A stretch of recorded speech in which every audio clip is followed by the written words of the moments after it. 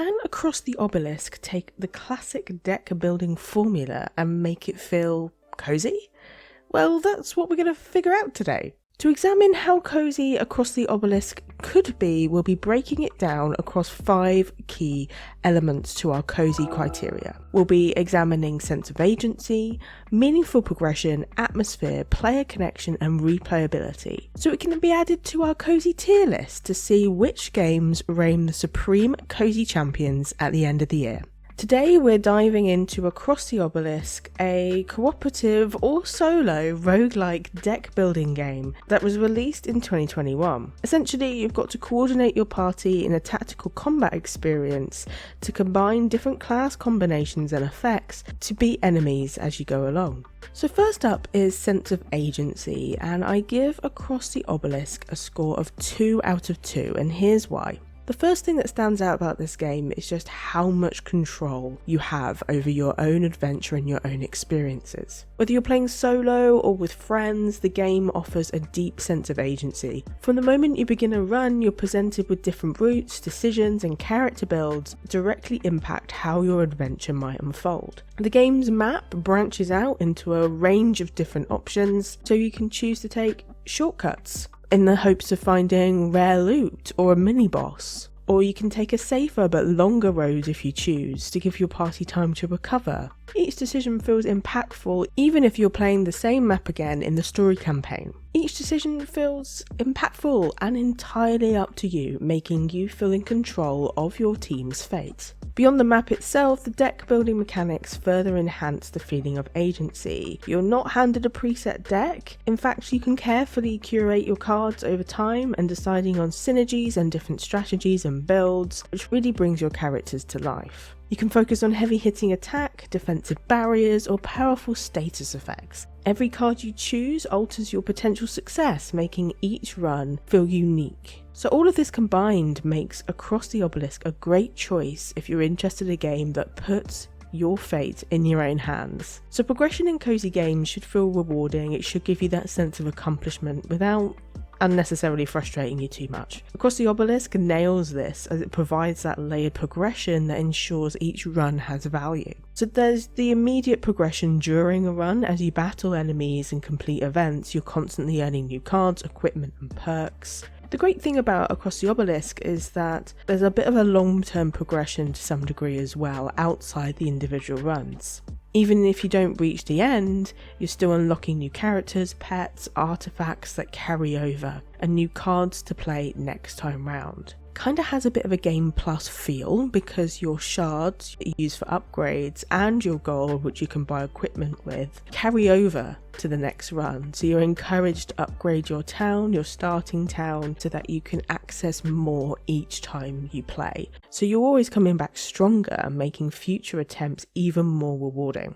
The steady progression keeps the game engaging because there's things you want to attain or do or achieve. So Across the Obelisk delivers in terms of both short-term and long-term growth or progression, so that's why for me this game earns a full 2 out of 2 for meaningful progression. Next we have atmosphere. And for me, Across the Obelisk scores 2 out of 2 on this category. The game's art style is simply charming with vibrant colours and expressive characters, which I feel bring the world to life. Each region has a distinct feel, whether it's mysterious forests, eerie ruins, or bustling towns. Aside from the visuals, the music and sound design I think also enhances the experience and the coziness of the game, as it features soothing melodies during exploration and battle themes during battle phases, which strikes the perfect balance between engaging and not feeling too overwhelming in terms of its design. So all in all, I think it's charming and vibrant character design and world design. Its music and its UI create a really nice, engaging, cozy experience. Across the Obelisk earns a 2 out of 2 for atmosphere as well. Hey there, just a quick pause to say that if you're enjoying the chill vibes and discovering new and diverse cozy games, subscribe to the channel. It really helps to ensure this channel grows and I can do more of the content that you love. Plus, if you hit the notification bell, you'll always be notified when I upload so you don't miss out. You can now give this slothy a coffee, and trust me, I need the energy. And it really helps to ensure that this channel can keep going. It's not mandatory, my content is free on YouTube for you all. But if you want to support the channel, the link is down in the description below. Thank you so much for being here, I appreciate you. So player connection is about how immersed you feel in the game's world and its characters. And Across the Obelisk scores a 1 out of 2 for this one, so here's why.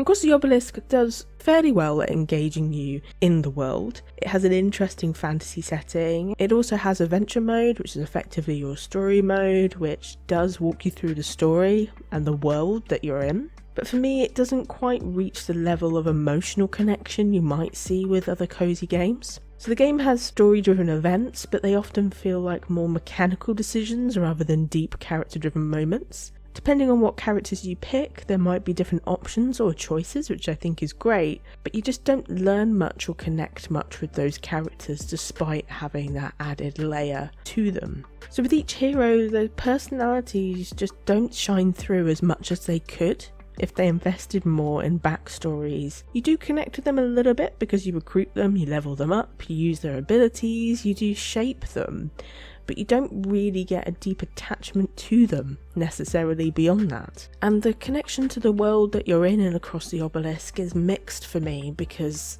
although I feel connected by the design and the other elements I've listed already, I guess there's not always a real reason why you're battling some of the bosses. The end boss in the adventure mode is very, very clear because it's set out at the beginning. You were told from the beginning that you are on a quest to rescue the king's daughter from the villainous Lord Handshake. The lower bosses for each area you're not as connected to, I feel. For example, Yoga, I kind of get why I'm battling Yoga, I just don't feel connected or invested in that battle.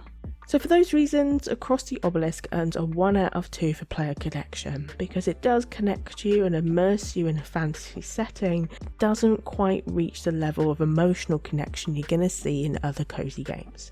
Last up is replayability, which is essential, I believe, for cozy gaming. You want something that you want to go back to, you want to binge. It's like comfort food for you. This doesn't necessarily mean that it has to have a unique experience every time you play it, but it's something that you find comfort in and you generally enjoy and you keep playing it. For me, Across the Obelisk does a great job at making me want to replay the game, so it scores a 2 out of 2, and here's why. Replayability is one of Across the Obelisk's greatest strengths, as it ensures that no two runs feel the same. Thanks to its diverse roster of characters and its nearly limitless deck building options, the game offers an experience that constantly evolves. The enemies, rewards and choices you make along the way will keep it dynamic and will keep it fresh, even if it's the same stuff you're doing. It allows you to continue to discover new strategies and hidden secrets along the way, long after your first playthrough.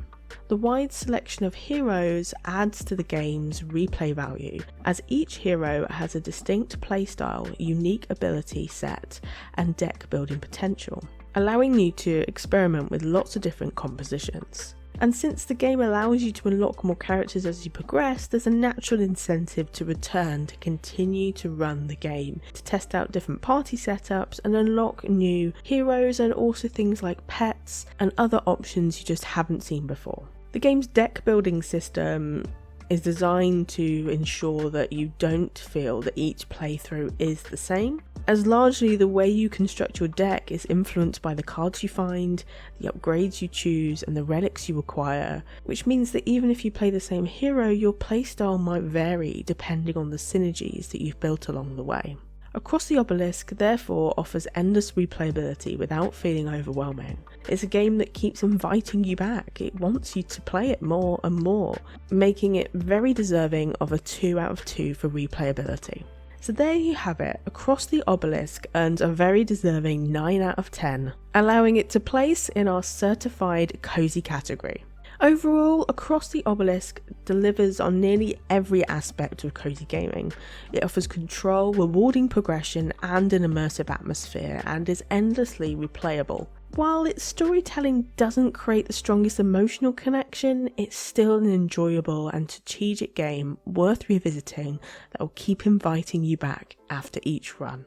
As always, thank you so much for watching today, and I hope you enjoyed the video. Let me know down below what you're thinking of Across the Obelisk. Do you agree with my score, or do you have a different perspective? I want to know, so let me know in the comments below.